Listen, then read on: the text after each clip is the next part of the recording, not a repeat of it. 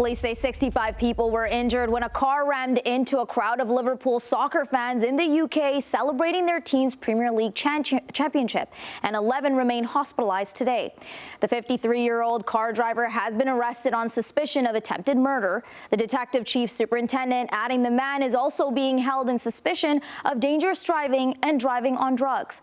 But authorities said they're not treating it as an act of terrorism. The atmosphere changed so quite drastically, and what had been a day of joy and celebration just turned into horror and panic. I'm just horrified that something like that could happen. You know, they're all coming out just to express their excitement of winning the cup, winning the league, and then this happens. It devastates me. In our town, in Liverpool, where everybody is so friendly. Liverpool is no stranger to triumph on the sports field or tragedy off it. The northwest English port city experienced both joy and anguish on Monday. As fans lined the streets to celebrate the football club winning the Premier League title this season, a minivan crashed into the crowd. The incident took place in a packed Liverpool city centre where around 1 million people descended on the 16-kilometre parade route to watch the team travel through the city on an open-top bus with the Premier League trophy. Police said the car hit the spectators as the event was winding down. We see people just suddenly running around and screaming, and we saw a car crash into the crowd on purpose.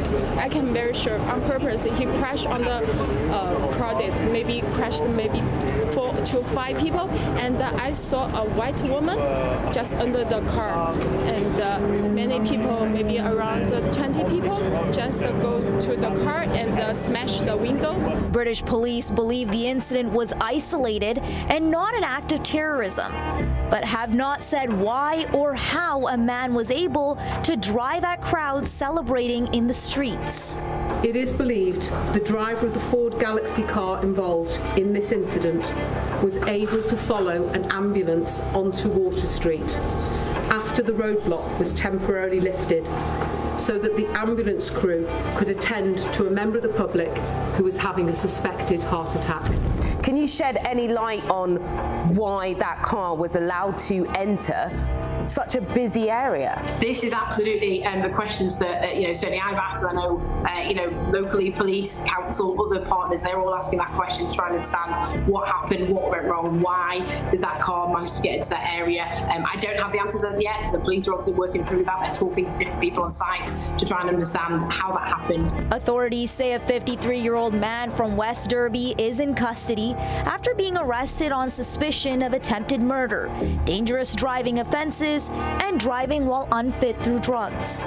Following the incident yesterday, I can confirm on behalf of the National Health Service that we are aware of 50 people who were treated at hospital for ongoing treatment. Of those, 11 remain in hospital for ongoing treatment. They are all in a stable condition, and I am pleased to say that they appear to be recovering well. Shortly after the incident, the spread of misinformation online about who was responsible for the collision prompted officials to warn against speculation. Today, Britain's Princess Anne visited the Royal Liverpool University Hospital to meet and thank emergency responders. UK Prime Minister Keir Starmer said the country stands with Liverpool after the tragedy. Well, scenes of joy turned to utter horror and devastation, and my thoughts and the thoughts of the whole country are with all of those that are affected, those injured, which of course includes children, their families, their friends, the whole community, Liverpool fans everywhere.